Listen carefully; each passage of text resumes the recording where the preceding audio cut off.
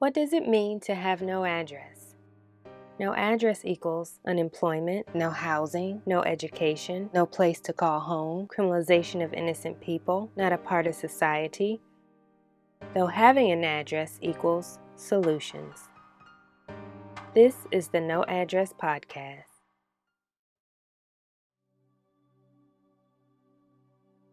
Welcome to our podcast where we break down the philosophy of having no address and what that really means. I am your host, Kalita Harris, and this podcast is an extension to the documentary series which depicts the criminalization of homelessness, the causes of homelessness, and practical solutions. Welcome to episode 7 of No Address Podcast. Yes, we are at episode 7, which means completion. And this episode will basically sum it all up as to what's going on in America. But first, I do want to thank everyone that has watched the documentary. I'm getting great feedback. It's stirring up a lot of emotions for people and wanting to be a part of this movement, because there are a lot of movements going on, but we all have to understand that they are interconnected. So if you would like to watch the documentary, you can go to the XOD Network app, or you can go straight to our website at noaddressdocumentary.com, and there's a direct link on the homepage, and part of the proceeds will go to outreach. And this documentary is definitely a must-see because it's basically showing you the systematic way of how America is set up for our less fortunate, if you will, or people that will fall into that status, especially during COVID-19. So today I'm doing a phone interview with Max Parthis, an abolitionist for over 20 years, and we will be discussing the correlation between the prison industrial complex and the criminalization of homelessness. I decided to do this show based on the events that are occurring right now, past, present, future, and to make people understand what all this really means and why are we here today in 2020. So I want to introduce you to Max Parthis. What's up, my brother? Oh, peace, Sister Kalita. How you doing? I'm just discombobulated. I just got a lot of emotions going on. But I'm here, maintaining, processing all of this. How about Yeah, you? same here. My emotions are flaring.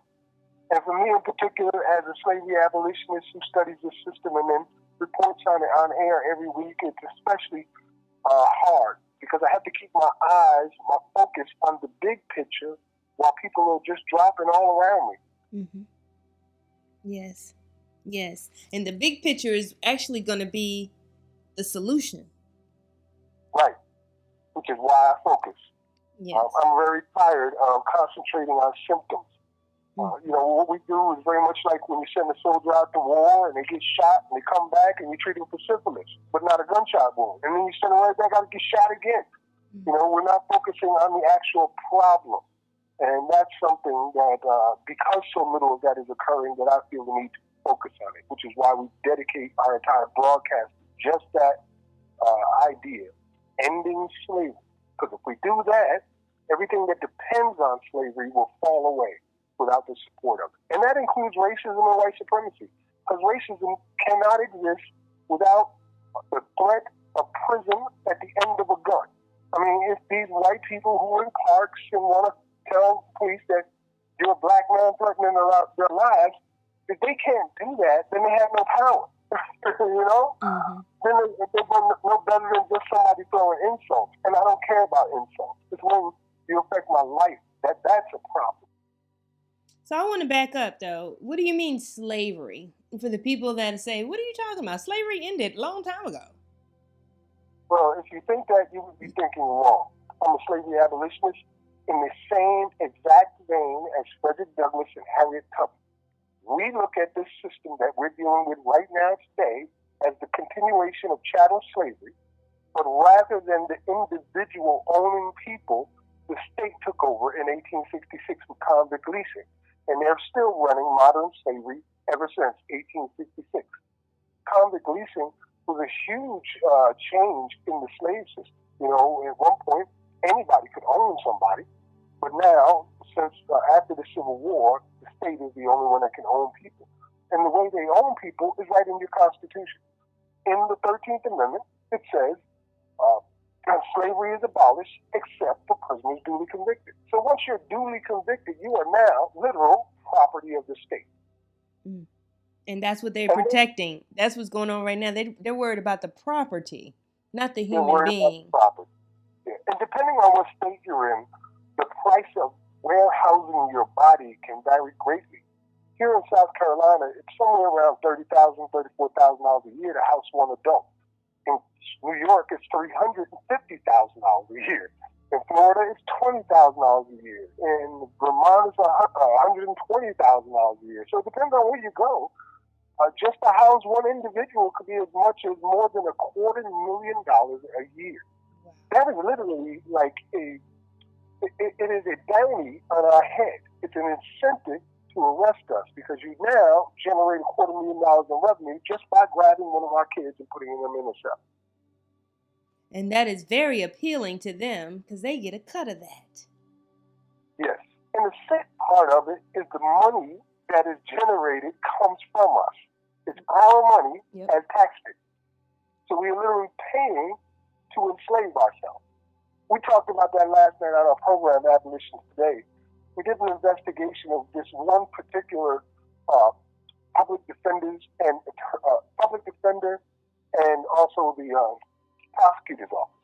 Mm-hmm. Both of them were funded from the same source. The prosecutor's office was getting 6 times as much money as the public defender's office.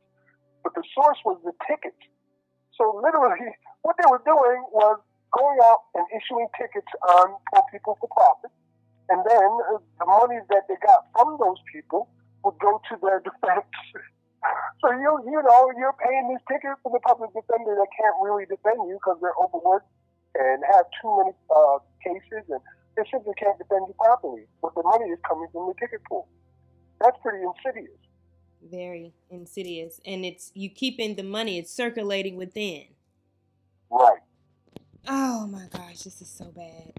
This is so bad. So you see, audience, why this is happening and why it's okay and they don't want to change these laws? Because it's been working forever.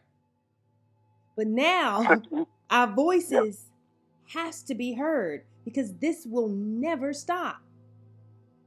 So let's kind of go back a little bit. So, I mean, you're just the perfect person to talk about this right now and what's really going on in America. With 3 Ks. Yes, that's why I said Yeah. So basically, this is your life work, and like you mentioned, you've extended your platform to educate the masses through your radio talk show called Abolitionist Today. So that comes on every Sunday at 7 p.m. So I recommend everyone tuning in to his show because it will teach you a lot about the system and racism, white supremacy, and how it's all interconnected.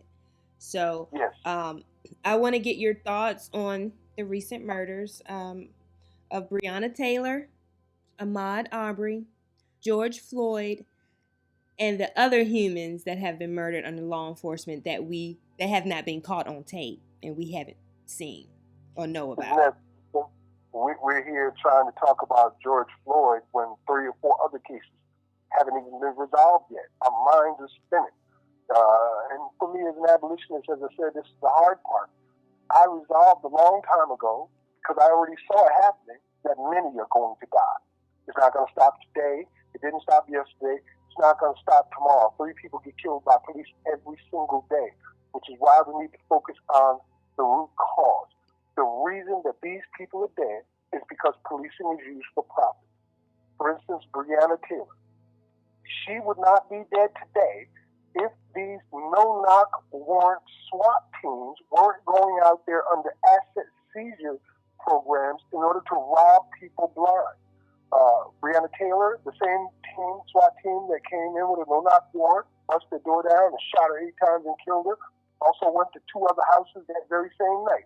And the house they went to when it was Breonna's wasn't even the right house. It was the wrong address to begin with. But they're not in prison.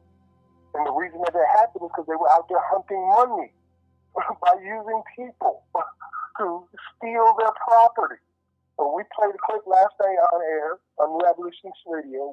It was an exclusive that came from the Real News Network, where a drug task force commander explained what it is they do and what motivates them. And he basically said that it's a ragtag bunch of people who have no real supervisory authority over them, coming together to do whatever they want under the name of drug wars. And in many cases, they go and they will vet people before they go raid their house based on their assets. They'll say, this person has a Mercedes Benz, so let's go after this person and not the person who takes a bus everywhere. Because we can take their car and either keep it for the police department or sell it on auction and keep the money. And this is what drives them. That's why Breonna Taylor is dead. That's why many others are dead. That's why the young 7-year-old girl, I'm trying to remember her name now, Ayanna Stanley Jones, 7 years old, killed by cops in her house, issued with a no-knock warrant on the wrong address. Again, they're doing this all the time. We went from something like 8,000 no-knock warrants a year to like 80,000. So what is no-knock warrants for the people that don't know? It's a warrant for your arrest where they are not required to knock on your door. They just bust it down and go get you, period. That's why it's called a no-knock warrant. They're not required to knock. They have a warrant for your arrest, and they can just bang your door down and get you. And these are issued out all over the country thousands and thousands of times. Last night, again, we spoke of Ferguson as an example. In Ferguson, there were only 21,000 people, but there were 33,000 warrants for arrest. How is that even possible that you only have 21,000 people, but you got 33,000 warrants for arrest? Wow. It's a huge fundraiser for them. It's a revenue generator, which is what the Attorney General said in no uncertain terms. He literally said that the police have been turned into nothing more than a collection agency to generate revenue. And that's what it seems like. It definitely feels that way. And my thing is, so they don't expect, okay, if you bust in my door, and if you're a cop, not a cop, doesn't matter who you are, you bust in my door, I will defend myself. So it wasn't okay for her boyfriend to defend the family? It's a stand your ground state. Kentucky's a stand your ground state. He had every right to do what he was doing, yes. Especially since they did not announce themselves. And according to people who were there, they only knocked, and when they screamed, who is it, they refused to answer. And by the time they were getting their clothes on to go see who's at the door, knocking so loud, they burst the door down. The boyfriend fired off one shot, and the rest is history. She got hit 8 times. He didn't get hit any. Wow. So that's why she's dead, because of this policing for profit. The same thing can be said about George Floyd. George Floyd was arrested, thrown into a car, beaten up, then taken out of the police car, put next to the car, and then basically choked to death with a knee to his neck. Do you know why? It's because a store called the cops saying that he had potentially given them a fake $20 bill. So for $20, this is what happened there. Because the police are out hunting criminals under any circumstance to be able to fill these quotas that they have, he's a dead man now. This gotta stop. Something has to stop. And then for you to actually show the whole thing until he took his last breath, what the fuck, America? Media? You want the world to get desensitized to say, oh yeah, that's just another black man getting killed. Like this is a movie. Yeah, that shit pisses me off. And people are like, did you hear when he said, I hadn't heard anything because I cannot sit there and watch that. I am a human. I can't watch him die. I saw them, the neck and the face, and then I turned it. My imagination and everything is so vivid, and I'm an empath, so those images would stay in my head forever and ever. So I never watched the end because I can't. But apparently they thought it was good enough for the world to see. Not only was it good enough for the world to see, if you go to the mainstream media's websites, you know, they all have commercials. Yeah. And they're playing that video, which means that video is being funded, financed by whatever commercials they're playing, whether it be Geico or something else. You gotta watch 60 Seconds of Geico before you see a snuff film. What the hell? They've been doing that to us for years. It's really about imagery. It's Yeah. a threat. Putting the ads in front of this just puts a lot of things in perspective that capitalism rules. So yeah, it does. You can't just show a video without it being funded by somebody or advertised by somebody. So now you just put your mark on that. And we didn't even see that, looking at it like that, because we're just used to seeing ads before video. I question the obvious a lot. That's why I'm a slavery abolitionist. Because the obvious answer is that slavery is over. It's done. Everybody thought so. But that is not true. Walter Scott was the same thing here in South Carolina. If you remember Walter Scott, we talked about that last night. For child support, yeah. Yeah. The only reason he's dead is because of the child support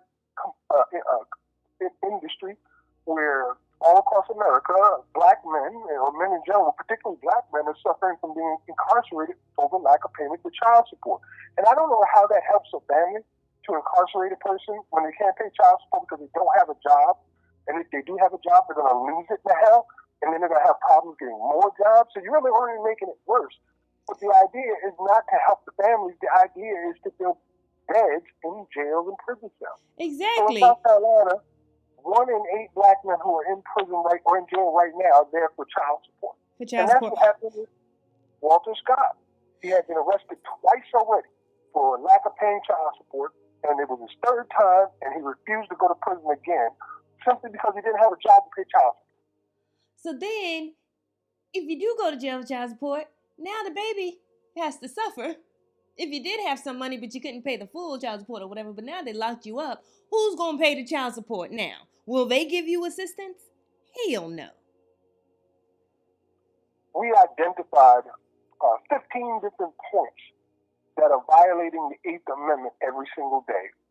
To do nothing but generate money for these counties and these jails and systems on our backs and on our freedom. And I'll say them real quick. Fines and fees, that's an entire industry. Traffic tickets is a huge industry here in South Carolina. The last time I read, they write about 3 million traffic tickets a year. And the average that they get from it is about $150 to $200. You can do the math on that. It's a huge industry. The bail industry. Cash bail industry, where if you owe $20,000 in order to get out of jail, they want you to pay $20,000. You go to a bail bondsman, you give them $2,000, which is 10%, that you never get back, and then they post your bond to get you out.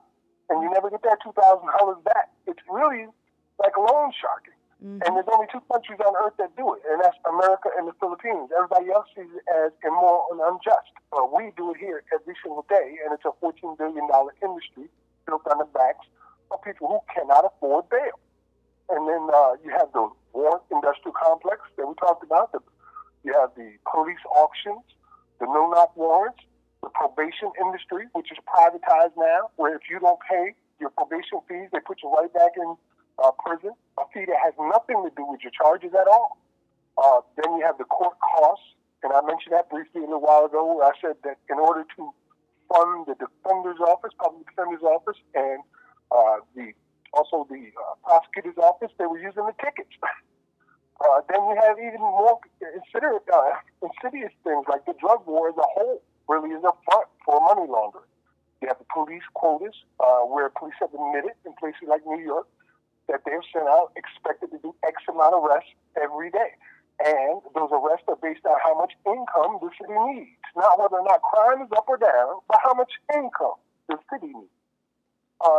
Once you get into the jails, they're still violating your 8th Amendment with things like commissary exploitation, where you have to buy these goods and services at exorbitant prices because you're a captive audience or a captive customer base. The same thing with the prison banking through JPay, where they're charging you an arm and a leg every time you make a financial transfer. If I send somebody in prison or jail some money through JPay, JPay gets a huge chunk of that money off the top every single time. And they probably manage more money than JP Morgan. Yeah, because that's the only system. It's no competition. No competition, a monopoly, forcing people to be extorted. And then there's also things like pay-to-stay jails. jails where you have to pay every day that you're in it, whether you're innocent or guilty. So the incentive is to arrest people to put them in jail and make them pay these daily fees for being incarcerated. And then if they get off guilty and innocent, they're still paid whatever money they paid while they were there. And some jails allow you to pay them money in order to be in a better jail. Can you imagine that? But that is how we have it in the United States, where rich people can pay to be in a better jail. And see, and that's what I want people to understand. When you see our brothers and sisters in these jails and they've been in there forever, it's not really because, oh, they're criminals, they're this. Most of them is nonviolent crimes. But the fact that they're still there is that they can't post bail. That's right, and that's an Eighth Amendment violation. The Eighth Amendment clearly says that excessive bails and fines and fees is not allowed here in the United States. We're protected against those things. But that doesn't seem to be true at all when you consider that 500,000 people are in jail right now for no other reason than they can't post bail to get out. So it creates a two-tiered system where those who have the resources and have the money can get out with no problem at all, prepare for their case, hire lawyers, and all of these things, while those who do not have resources have to sit and rot in a jail and go through things like Khalif Browder went through, or what they call bullpen therapy, where they play with your life and make you miss 2, 5, 10 different court cases, keep pushing it off to keep you in jail for as long as they can, until you either plead guilty to a crime that you did not commit, or something even worse happens. And it was worse for him. It was definitely worse for him. People say he committed suicide, but I consider that murder because they killed him. They slowly killed him, yes. Yes. And his mother destroyed his family's life. What private corporations are buying into the prison system? We just recently received a report that shows as many as 5,000 companies that are tied to the prison industry. So I can't possibly list them all, but I will give some of the major names. That would be McDonald's, Burger King, Wendy's, Starbucks, AT&T, Bank of America, Whole Foods, Idaho potatoes. For those who don't know, if you ever eat Idaho potatoes, those are planted, grown, harvested, bagged, produced, shipped, and sent out all by prisoners. Really? So, yes, 100% prisoner created. So, all across the country, these things exist. So oh my God, I tell you, people, y'all need to do y'all research. Like, this goes deep, deep. All this that we are paying for, we are paying them on so many levels. It's not even funny. And unbeknownst to us, where it's going to, and it's going toward harming and hurting humans. Right. So we are profiting to profit as well. Yeah, what did Martin Luther King Jr. said? He said, "We won't remember the words of our enemy. We'll remember the silence of our friends." Ooh, who you telling? And you know I'm in the movement, so I'm listening. I'm listening if I hear anything or not. You know. It's very hard to get people to accept the idea that what we're dealing with is a crime against humanity, that it is literally slavery and human trafficking. And the reason it's so hard to do that is because they've been miseducated. They have been told lies for 150 years. Most people in this country have never even read the 13th Amendment, let alone that there's an exception clause in it. So, to have the opportunity to say, hey, maybe that's why there's so many prisoners. So it's our goal to try to re-educate and to give people the information that they have been lacking so they can put the pieces together for themselves. I really appreciate what you're doing with the homeless, and I also appreciate that you're bringing light to the fact of how they're being oppressed through this type of system. Because the homeless are easily targets for police. Nobody's complaining except for people like you about what they do to them. So they can go and incarcerate them 20, 30 times. And no matter how unconstitutional it may be, they just don't have the type of support or the type of people to back them up to stop this from happening. So it's an easy target. So God bless people like you who are out there bringing light to it and letting them know that we do care and we do see what you're doing and we are going to fight against it. Oh, absolutely. And it's not just me. I definitely know a lot of people boots on the ground that this is their mission and passion. And I'm just, looking at it from a different lens, the other angle, like the people I was just talking about, the nonviolent and just sitting there. These are the homeless people that are sitting there that did not commit one single damn crime, but something that they just want to reinforce because you loitered, or you sat on the bench too long, or you sleeping in your car, you know what I mean? Or you asked for some money. So we're going to lock you up knowing that they cannot post bail. So they're going to stay there and be the slaves that you want them to be. Hey, we got new numbers and we have workers. Yes. Or then you want to camouflage it and say, oh, well, at least they have shelter and food to eat, which is just to change your mindset to be complacent. See, all of this is about desensitizing people and putting the blinders on so people won't think for themselves and understand the conspiracies that are going on. So I'm going to stop it right here, and we're going to do a part 2 with Max Parthes on the correlation between the prison industrial complex and the criminalization of homelessness. And in part 2, we're going to really delve into solutions. And Max and his team have the ultimate solution that they've been working on for a few years, and now we're starting to see results. And the ultimate solution is to abolish the 13th Amendment and that clause in the 13th Amendment. So I do thank you for tuning in to No Address Podcast, and we'll see you next time for part 2 of this conversation. Rest in power, George Floyd, Breonna Taylor, Ahmaud Arbery, and all of our brothers and sisters that have fall victim to this senseless, systematic society that's gotten away with murdering us in cold blood. Peace and love to the world.